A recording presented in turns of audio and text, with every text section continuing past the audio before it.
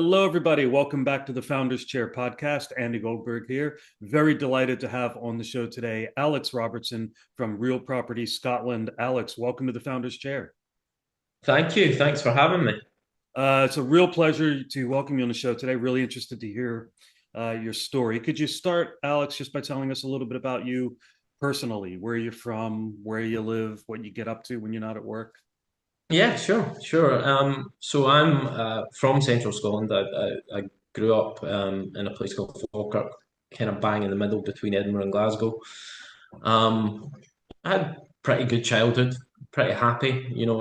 My parents were never particularly wealthy or had a lot of money, but it was still comfortable, very protective over me. And to kind of bundle my way through the education system as most do. I've always been a little bit lazy, if I'm honest, and I'll maybe talk about that a little bit more as we go through the kind of entrepreneurial journey. But I got good enough grades to kind of move on to what I seen at the time as the proper education kind of journey to get a job at the other end of it. And I studied to be an accountant.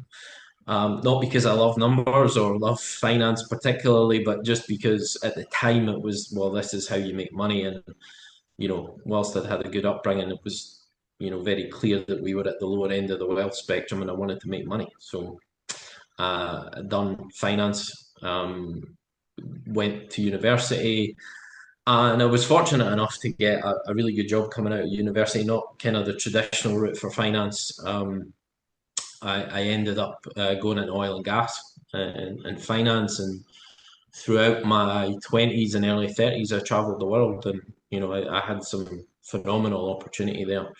I lived in Norway, Azerbaijan for 5 years. I lived in Moscow for 3 years.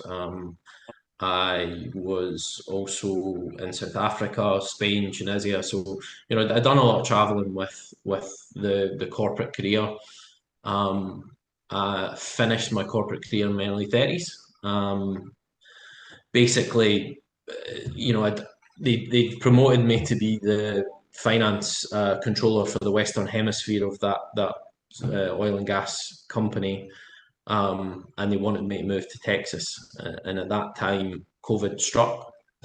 I managed to get another year and a half out of that job working remotely from Scotland, but it came to a point where they were saying, "Well, okay, COVID's over, time to move to Texas." Mhm. And I never really had any intentions of moving to Texas at that point. By that point, I'd already started kind of looking into starting my own business, and we were kind of well underway during that COVID period of building what we built. And I think the thing that really changed my perspective on what life was going to look like, and I don't regret a minute of a lot of people talk about the corporate careers very negatively. I don't regret a minute of it. It was phenomenal.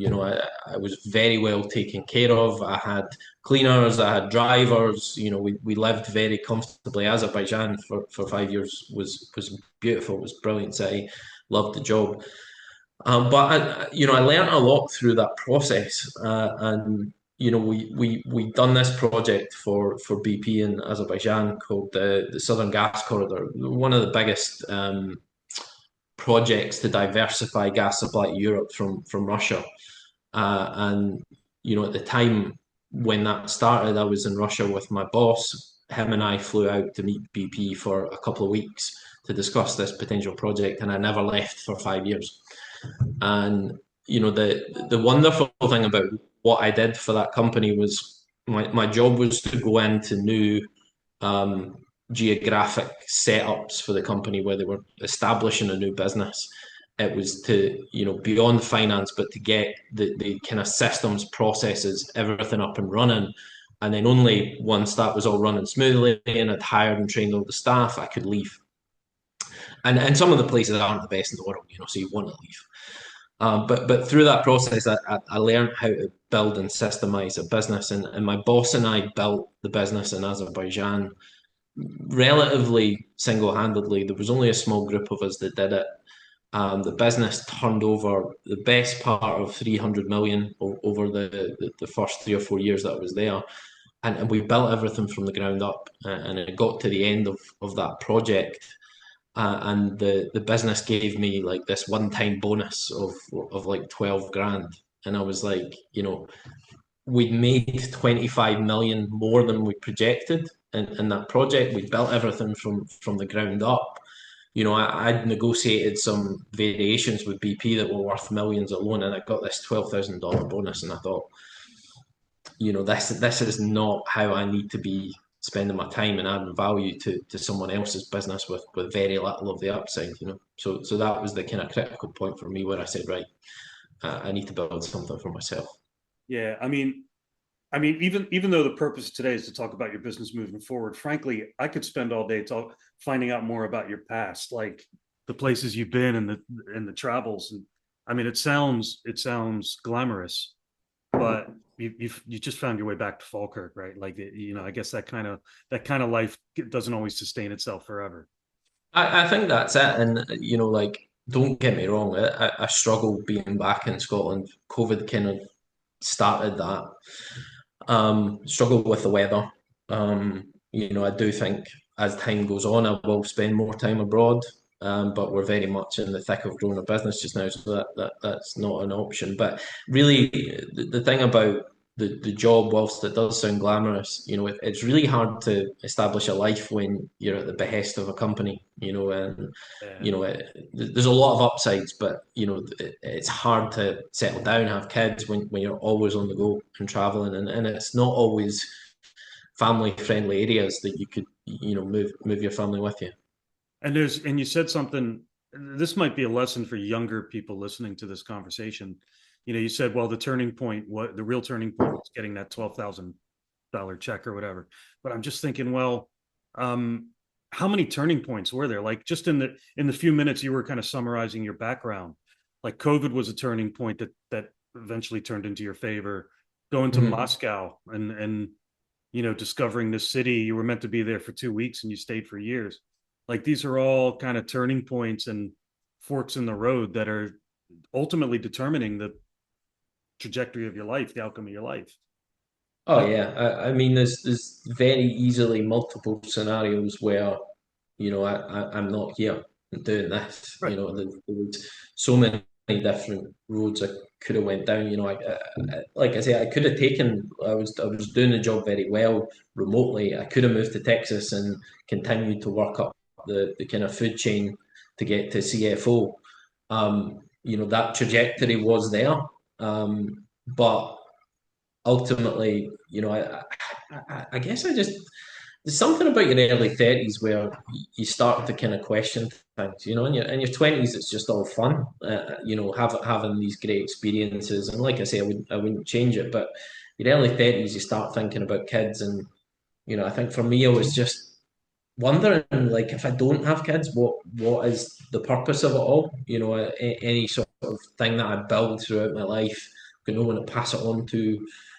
So I kind of there was that crisis point as well of, like, I feel like I need to build something for myself. I feel like I need to have some sort of legacy, and that's not just having children, but also building a business that actually does something valuable and creates value for my family. So I mean, that's what led me in my early 30s to say, right, I need to do something for myself here.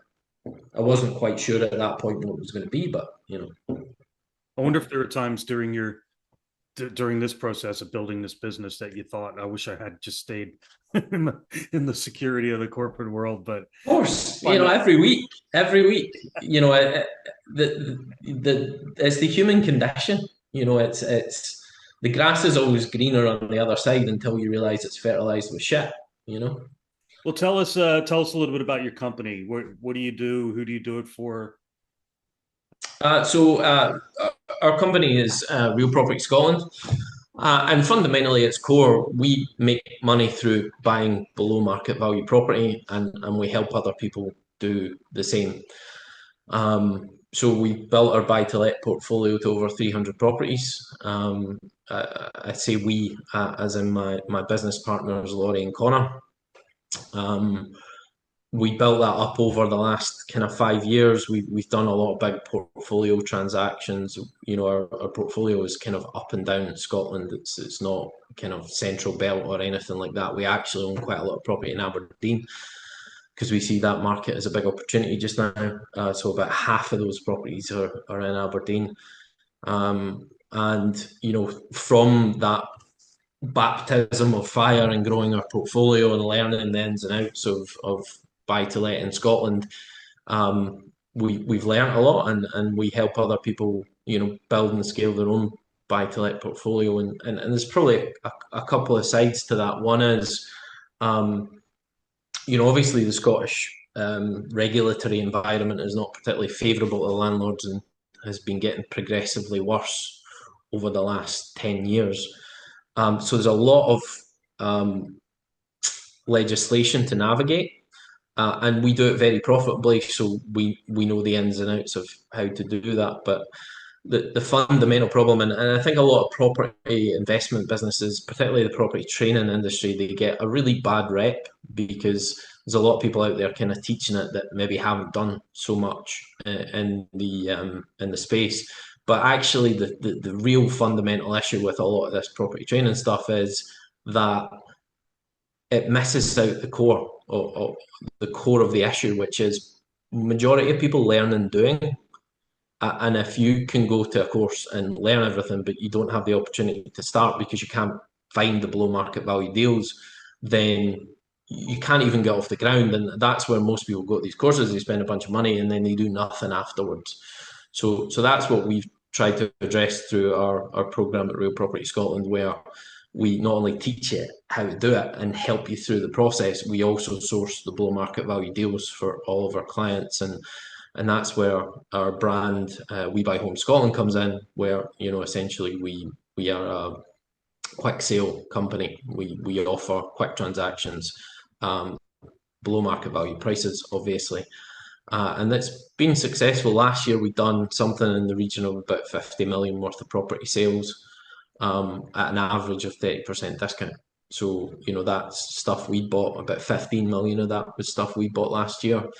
And the rest is stuff either traded to our clients or we sell properties through our auction house, which is Town and Country Property Auctions. So there's quite a lot going on in Real Property Scotland, but the fundamental thing is we're helping other people build their own profitable buy-to-let portfolio and really create generational wealth through that. And how long have you been going now? Real Property Scotland kind of started in 2018. That's when Laurie and I started working together. We were kind of friends from school, although our kind of friendship grew after school. We were both at that critical turning point of our early 30s where we felt like we needed to do something. Both had a bit of an interest in property, and we were just talking back and forward.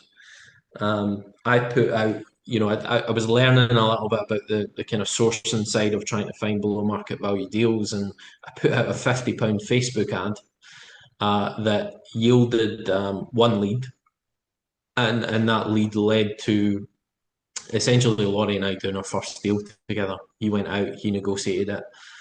We bought a property that ended up being worth about 65,000. We bought it for 25.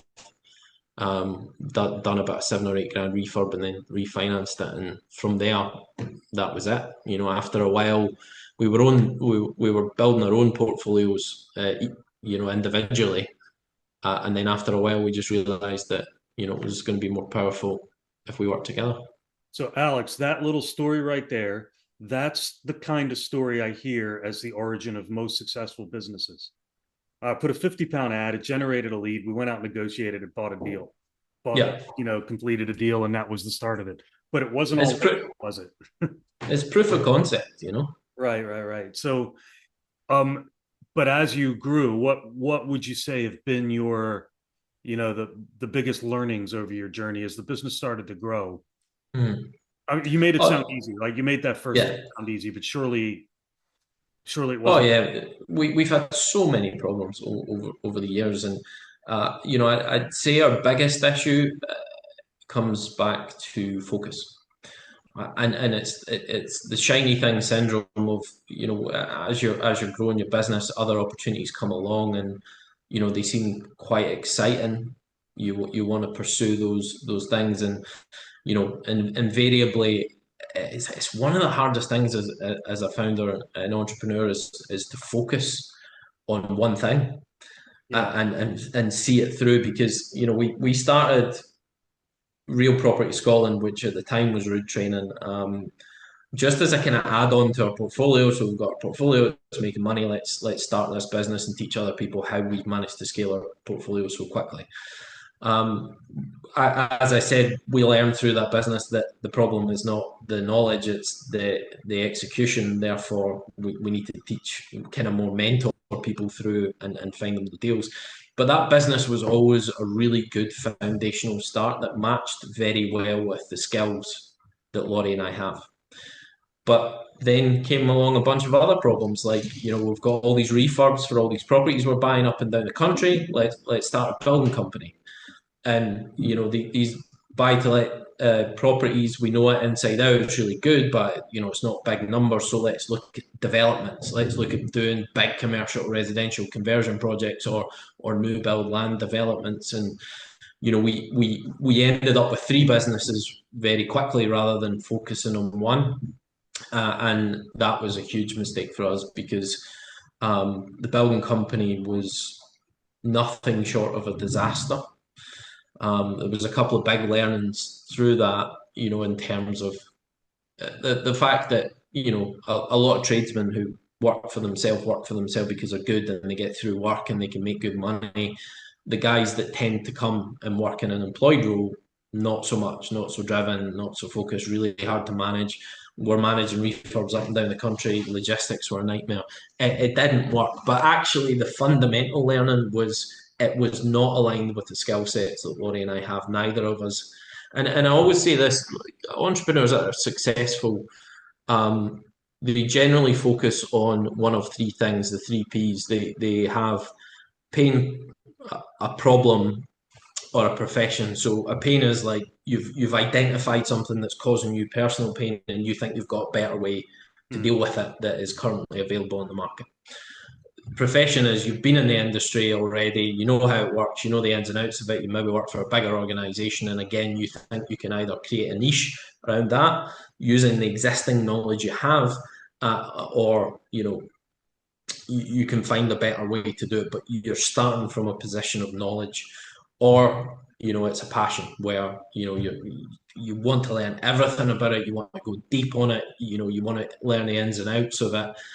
Those are the opportunities. But if you don't have one of those three, which we didn't have with our building company, it's a really hard road. And for us, it was just like, well, we're paying margins on this refurb stuff. There's probably some money to be made. It wasn't that simple. We lost a lot of money through that process, and more importantly, we lost a lot of opportunity in terms of growing our core business much quicker. So like focus, huge. The biggest learning for me so far. So what's the next big thing for you in your business, Alex? What are you and your business partners looking at in the next 1 to 3 years in terms of opportunities, in terms of challenges? Yeah. What's the growth looking like? Well, the growth strategy for the next, I'm not a big fan of like 3 to 5 year plans. We'll talk about direction in 3 to 5 years, but I just think things can change so much in that time frame. It becomes not so much worthwhile and looking too much beyond the next 12 months and what our core focuses are for the next little while. So we feel like there's a lot more opportunity left to get out of the Scottish market. There are limits. There's only so many people that are willing to sell their house discounted. So in terms of the Scottish market, we probably will cap out in the next couple of years in terms of our marketing spend, the amount of deals we're doing, the amount of clients we're supporting. But we reckon we've got a couple of years of growth at sort of 38-40% of turnover year on year before we hit that point, at which point, we're already starting to look at the English market and how we move down that way. We started, like I said, we've got Town and Country Property Auctions, our auction house. We have Scotland for that brand. They offered us the East Midlands. to kind of dip our toe into the English market. So we've been working on that over the last few months, and it's not replicating our entire model down there. It's really just dipping our toe into the market to understand it a bit better in terms of the auction side of things, and then from there we'd hope to be able to grow, the entire infrastructure around it kind of gradually within England. But there's a lot of opportunity there. There are a couple of businesses that kind of tie into what we do, that do kind of make sense within the infrastructure. And as I said, focus is key for us, but it's also about understanding, okay, the business might be complementary to what we do. The building company was complementary, still didn't work because it wasn't fundamental to our core skill set. And what we're passionate about, what we love. Ultimately, we're finance guys. We love doing deals. That's what our whole business is built around on. So we're looking at other businesses that we can tack on that are congruent with those values and those skills. We are looking at launching a finance company to support all of the finance that our clients need. And as part of that, there may also be kind of a brokering angle in terms of brokering finance and legals. We have a guy that we work very closely with who's big in the legal industry, who's talking to us about potentially setting up a law firm. So, again, they might seem like a bit of divergence from focus, but all ties into the existing group and fundamentally what we're good at. Yeah, that's exactly what was just going through my mind when you said that. Was, well, we're talking about focus, and then you've got all these ideas, but it's all around one strategy, isn't it? Like these are all the activities. You're not diverging your strategies and your No, you're essentially taking your existing client base and serving them in a slightly different way. These are all things that we need. We need good lawyers. We're doing a huge amount of property transactions every year. We need very good lawyers that get things done quickly. So, it makes a lot of sense to be looking at that. And it's one of the biggest challenges, I think, as an entrepreneur. Like when you can literally come into work and focus on anything that day, you pick. Where do you want to focus your time and effort? To be very clear on where you want to set your time, your focus, your energy. Ultimately, that's going to affect the results at the end of the year. So you have to be, you have to create your own rules, and that's what a lot of people struggle with. I remember at the start of our journey coming into work, the first few years of our kind of our business, and I'm like, I don't know what I should be working on today. Like, you don't have the structure around you anymore, so you need to create your own. You need to create your own rules, and unfortunately, our rules have come from the bigger mistakes we made along the way. So what advice as we come to the end of this conversation then, Alex, Yeah. what advice do you have for business owners or would-be business owners who are, just thinking about going out on their own or who've just started out on their own? What would be the number one piece of advice you'd give? The number one piece of advice comes back to the 3 Ps. Be very clear on what it is that you're looking to do. The entrepreneurial venture should be kind of focused around those 3 Ps. That is, the statistics show that's what works for entrepreneurs. But also, I'd add to it, a big thing that people miss is every entrepreneurial journey will start from a thesis of what you think is going to work, and it's invariably wrong. The ability to adapt throughout your process. What you think is going to work tends to not be the thing that works. However, if you set the principles from the start, and you're just constantly adapting, like the main point for entrepreneurs is you can't be too rigid in your approach to anything. You need to go with what works. Look at the data, listen to the feedback. Every entrepreneur is going to go through this journey of starting from, uninformed optimism where you're really excited about it, but you don't have a fucking clue what's coming. And that's a brilliant place to be because, at the end of the day, nobody would start anything if they knew all the shit they were going to have to deal with along the way. So this uninformed optimism is really important at the start to get you off the ground. But there will be a crisis at a point where you become informed and pessimistic about the situation. And that's the point where most entrepreneurs either quit or they go to the next shiny thing. And you'll see entrepreneurs that literally never see anything through. They just jump from one thing to the next thing to the next thing because they never get through this informed pessimism through to informed optimism again. And the best thing about having done that cycle and broke through and managed to create something that has value, you get to that point and then you realize to scale it to the next level, you have to go through that whole fucking cycle again. And unfortunately, that is entrepreneurship, and you have to be able to take the knocks along the way. There will be times you come into work thinking, have I got it all wrong? And that's where you need to take a step back. Okay, well, you heard it here, guys. This is the voice of somebody who's, on a massive growth journey and who's seen it all probably, and and gone through all the ups and downs. So that's really, really good advice. And Alex, it's been an absolute pleasure speaking with you and finding out. I mean, I'd love to find out more. Like I said before, I'd love to hear more about the Yeah. early days and some of your experiences traveling around the world. But sadly, this is all we have time for. So really do appreciate your coming on the show. So Alex Robertson from Real Property Scotland. Thanks for being on the Founders Chair podcast. You're welcome. It's been a pleasure, Andrew. And thanks to all our listeners, as always, for tuning in, and keep an eye out for more to come on our YouTube channel and on LinkedIn. And we'll see you all again soon. Thanks again, Alex.